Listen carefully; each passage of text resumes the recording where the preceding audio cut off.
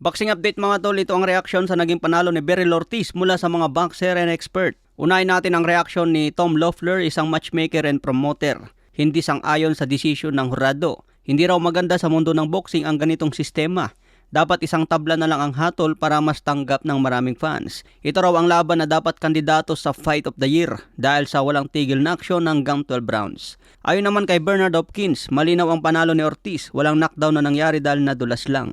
Kita naman ang reaksyon ni Beryl Ortiz, hindi nasaktan at bumangon kaagad. Kung isang solid knockdown ang nangyari, hindi agad makakatayo mula sa pagbagsak. Ayon naman kay former WBO Super Welterweight Champion Tim Tszyu, tama lang ang desisyon ng hurado. Mas lamang si Beryl Ortiz, naging close fight lang dahil sa knockdown. Pero sa buong laban, si Ortiz naman ang nakakatama ng solid, nagbibigay ng aksyon, kontrolado ang buong laban.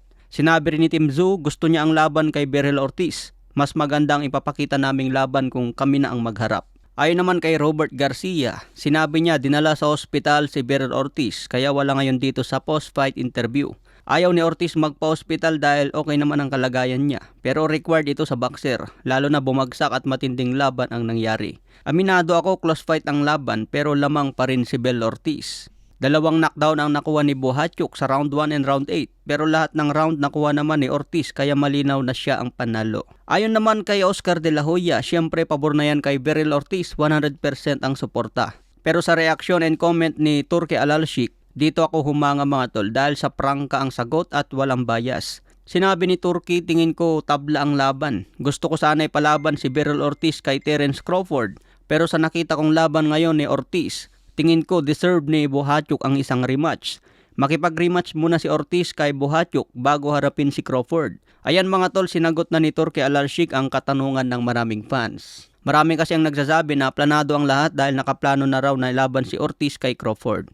Pero si Turki Alalshik na mismo ang nagsabi gusto niya i-rematch kay Bohatchouk. Sa ibang banda naman, Sleeping Beauty of the Year, bakbakan ni Angelo Leo versus Luis Alberto Lopez. Dedepensa ni Luis Alberto Lopez ang kanyang IBF featherweight belt. Ito ang champion na nagsasabing papatay kay Inoue. Abangan daw niya ang pag-akyat ni Inoue sa featherweight division. Pero hanggang panaginip na lang yon ni Luis Alberto Lopez dahil natulog na sa kamao ni Angelo Leo. Pagdating nga po ng round 10, nakakita ng 10 star sa langit si Luis Alberto Lopez matapos tamaan ng solid left hook sa panga. Bumato ng tamad na jab si Alberto Lopez.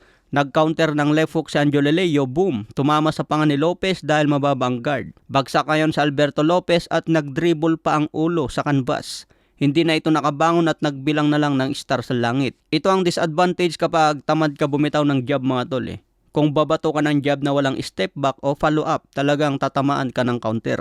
Si Angelo Leo na ngayon ang bagong IBF featherweight champion. May kartadang 25 wins, 12 KOs, may isang talo. Ito ang kandidato sa knockout of the year. Si Angelo Leo na rin ang mag-aabang sa pag-akyat ni The Monster na Oya Inoue.